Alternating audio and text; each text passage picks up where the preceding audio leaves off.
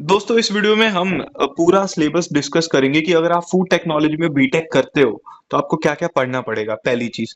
दूसरी चीज, इसकी एवरेज फीस कितनी होती है। तीसरी चीज, जैसे बीटेक है तो 4 साल का ही कोर्स होगा, ठीक है। टाइम ड्यूरेशन पता चल गया। इसके अलावा क्या क्या कोर्स में पढ़ना पड़ता है वो हम इसमें देखेंगे। दूसरा, आपका प्लेसमेंट कितने का होगा। सबसे पहली बात बता दूं, फूड टेक्नोलॉजी में 100% प्लेसमेंट होता है। अगर आपने इसमें बीटेक कर लिया, ऐसा हो ही नहीं सकता कि आप अनएम्प्लॉयड रह जाओ। भले आपको बेसिक अगर आता हो, जितना आपने 4 साल में कुछ नहीं किया, बस समझ लिया मोटा मोटा कि सिलेबस का नाम क्या है, तो उतने पे भी आपका कहीं ना कहीं जॉब जरूर लग जाएगा, क्योंकि एफएमसीजी सेक्टर बहुत बड़ा है। हर हर जगह पे फूड वालों की रिक्वायरमेंट है, फिर चाहे वो बिस्किट की इंडस्ट्री हो, कुछ खाने पीने की इंडस्ट्री हो, ब्रेवरेज की इंडस्ट्री हो। भाई खाना कभी खत्म नहीं होने वाला। एआई आ जाएगा, कंप्यूटर साइंस की जॉब खा जाएगा, या फिर अगर नहीं भी खाएगा तो भी कुछ परसेंटेज में रिड्यूस कर सकता है। बहुत सारी ऐसी चीजें हैं जिसको एआई रिप्लेस कर सकता है, और बहुत सारी ऐसी चीजें हैं जो टेक्नोलॉजी रिप्लेस कर सकती है। पर क्या खाने को कभी कोई रिप्लेस कर सकता है क्या? फूड टेक्नोलॉजी को क्या एफएमसीजी सेक्टर को कोई कर सकता है? तो नहीं कर सकता है। इसमें 100% प्लेसमेंट होती है। अब ये आपके ऊपर है कि आप उसको कितना अच्छा से पढ़ते हो और कितनी हाईएस्ट प्लेसमेंट होती है। क्योंकि इसमें जो, खैर ये जो मैं रेफरेंस ले रहा हूँ, ये मेरे को ऑनलाइन एक कोर्स में मिला है।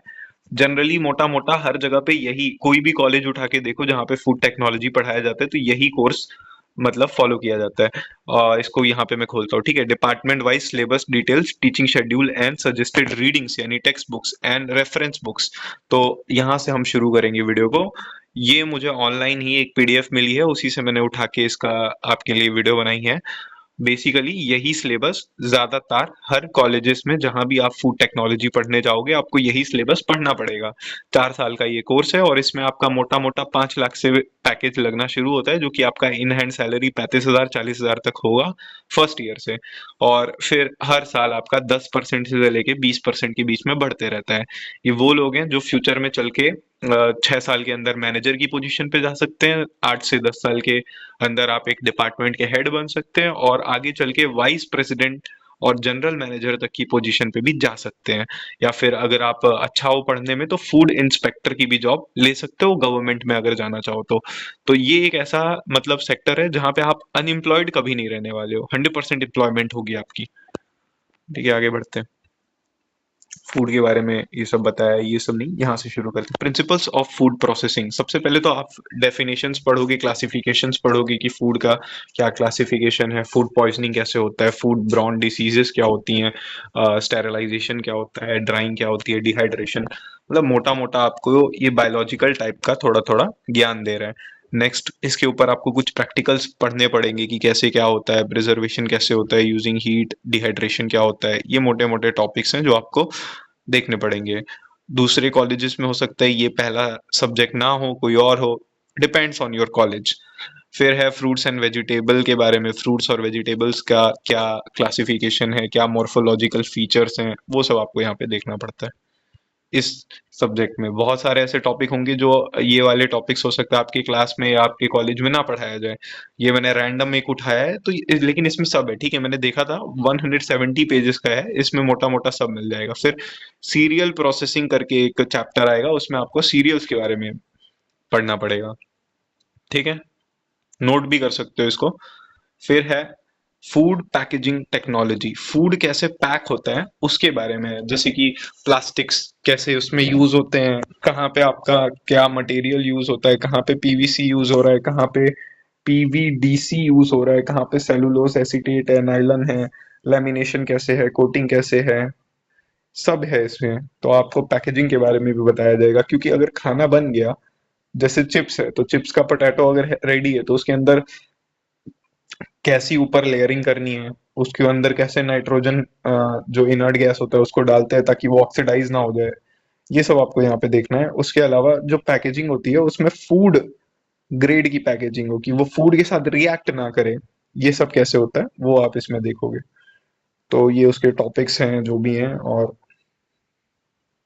बुक्स भी हैं। ये रेफरेंस बुक्स अगर आप अभी भी चाहो तो नेट पे डाल डाल के इसको भी पढ़ सकते हो, क्योंकि अगर आप फूड में इंटरेस्टेड हो तो थोड़ा थोड़ा मोटा मोटा पहले से ही ज्ञान ले सकते हो।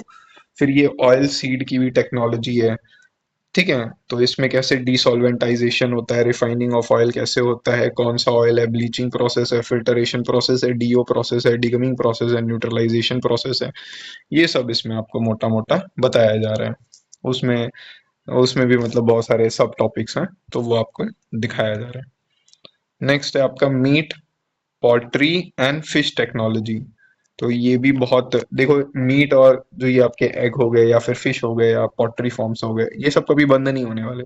ये हमेशा इसमें एम्प्लॉयमेंट रहेगा। और इंडिया में तो कम है, बाहर तो बहुत ज्यादा है। बाहर एक स्कोप आपका बाहर के लिए भी खुलता है। ये सब से अगर आप ये सब पढ़ के बाहर जाते हो तो और भी अच्छा है।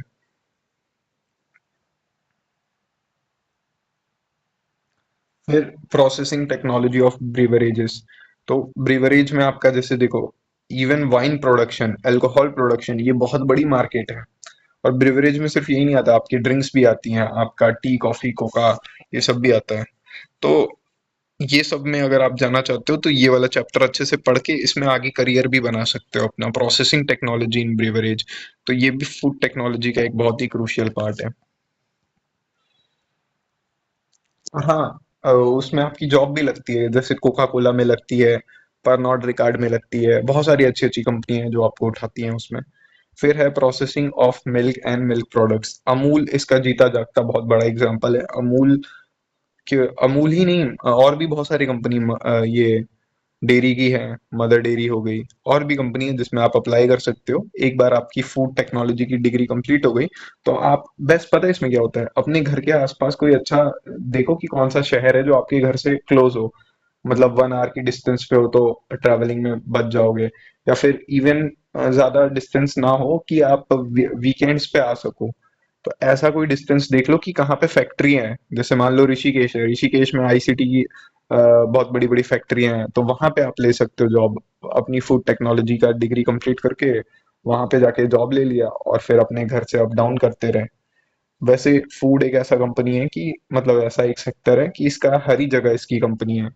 तो हर ही जगह आप इसमें जा सकते हो। जस्ट अगर आपको एक नॉर्मल लाइफस्टाइल चाहिए, बहुत ऐसा नहीं है कि धीरे धीरे अगर डेवलपमेंट चाहिए, ऐसा नहीं कि बहुत जल्दी मुझे कुछ बड़ा अचीव कर लेना है, कि कोई पेपर, या फिर अगर ऐसा भी है कि बहुत जल्दी कुछ बड़ा अचीव कर लेना, तो इसमें फूड इंस्पेक्टर की जॉब आती है, उसकी वैकेंसी आती है, वो भी आप भर के दे सकते हो।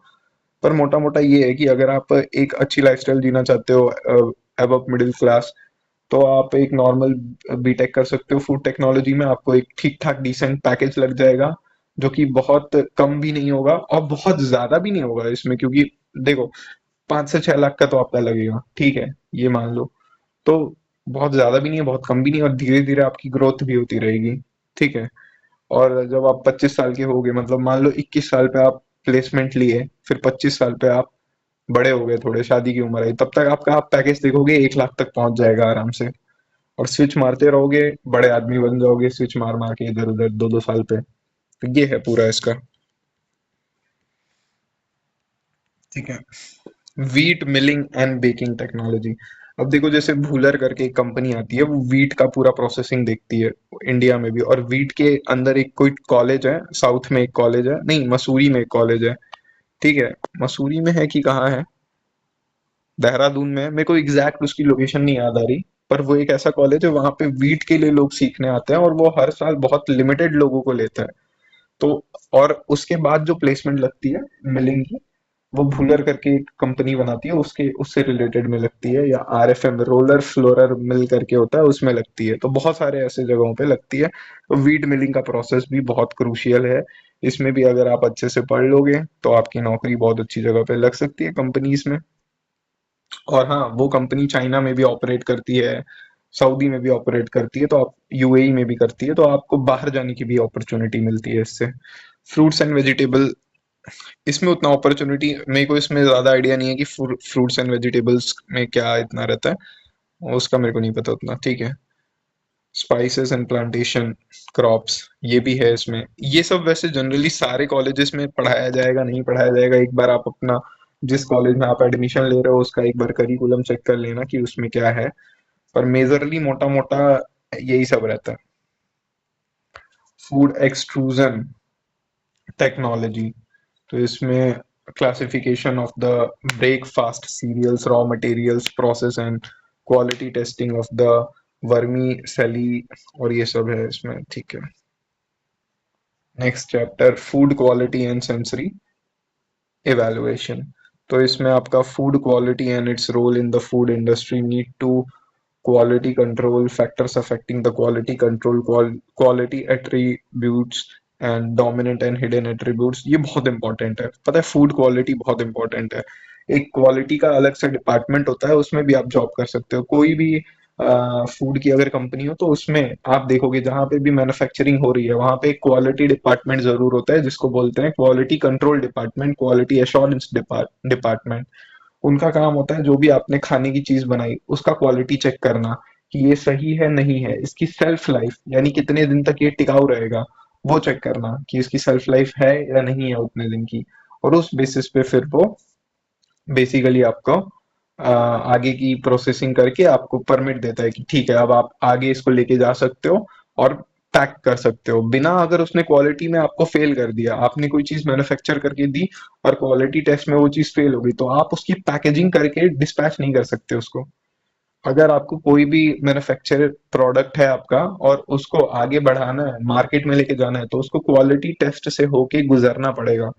और FASSI की इसमें मतलब जो फूड सेफ्टी एंड एश्योरेंस का ये रहता है, मतलब हमारे इंडिया का तो अथॉरिटी है वो फूड सेफ्टी के ऊपर, तो उसका ये काम है कि वो अपने लिमिट्स देता है कि ये रेंज में होना चाहिए, ठीक है। और उस लिमिट्स के अंदर आपको अपना जो रेंज है खाने का, जो भी आप प्रोडक्ट बना रहे हो वो रखना पड़ता है। अगर उसके ऊपर है तो वो नहीं आप कर सकते, और उसके अंडर है तो भी आप उसको मार्केट में नहीं उतार सकते हो। तो आपके ऊपर FASSI का कोड नहीं लगेगा क्योंकि वो क्वालिटी चेक में फेल हो जाएगा। तो ये पूरा है इसका, इसके बारे में और डिटेल में आप अपने कोर्सेज में पढ़ ही लोगे अगर इसमें इनरोल करोगे तो, ठीक है। ये पूरा है, देखो जैसे ये कीवी का कर रहा है, तो ये क्या है कि इंजीनियरिंग ड्राइंग एंड ग्राफिक्स। तो ये अब क्या है ना, ये थोड़ा इंजीनियरिंग फूड इंजीनियरिंग की तरफ बढ़ गया। अभी तक फूड टेक्नोलॉजी रिलेटेड था, अभी फूड इंजीनियरिंग, वैसे दोनों सेम ही है, कोई मोटा मोटा सब सेम है भाई। अब इसमें क्या रहता है ना, इसमें आपको सिर्फ फूड नहीं, फूड और भी चीजें बताएंगे जैसे फ्लूइड मैकेनिक्स। फ्लूइड मैकेनिक्स भी जरूरी है, पता होना चाहिए कहाँ पे बर्नौली थ्योरम लग रहा है नहीं लग रहा है, कहाँ पे वेंचुरी इफेक्ट लग रहा है नहीं लग रहा है, ये सब है। तो फूड का भी आपको पढ़ाया जाता है क्योंकि आप हो एट द एंड इंजीनियर, आप एक टेक्नोलॉजिकल माइंडसेट के साथ जाना चाहिए, एक टेक्निकल माइंडसेट के साथ जाना चाहिए। मैथमेटिक्स भी आपको पढ़ाई जाती है, टेलर सीरीज क्या है, अपना इंटरमीडिएट फॉर्म्स क्या होते हैं, यूलर थ्योरम क्या है, होमोजीनियस फंक्शंस क्या है, बर्नौली डिफरेंशियल इक्वेशन क्या है, फर्स्ट ऑर्डर सेकंड ऑर्डर, ये सब इसमें रहता है। मतलब कोई भी यूनिवर्सिटी में जाओगे तो आपको ये सब तो पढ़ना ही पड़ेगा क्योंकि आप बीटेक कर रहे हो, तो बीटेक कर रहे हो तो हीट ट्रांसफर मास ट्रांसफर भी पढ़ना पड़ेगा, क्योंकि मोटा मोटा ये सब स्कूल ऑफ केमिकल टेक्नोलॉजी में ही आता है ना, ये सब केमिकल इंजीनियरिंग से ही तो डिराइव हुआ है। एनर्जी जनरेशन एंड कंजर्वेशन का भी ये है। एनर्जी कंजर्वेशन मतलब ये कौन सा चैप्टर हो गया, ये हो गया आपका थर्मोडाइनेमिक्स का चैप्टर।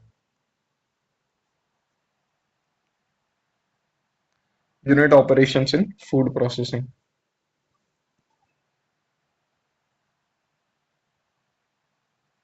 ये भी unit operation in food processing.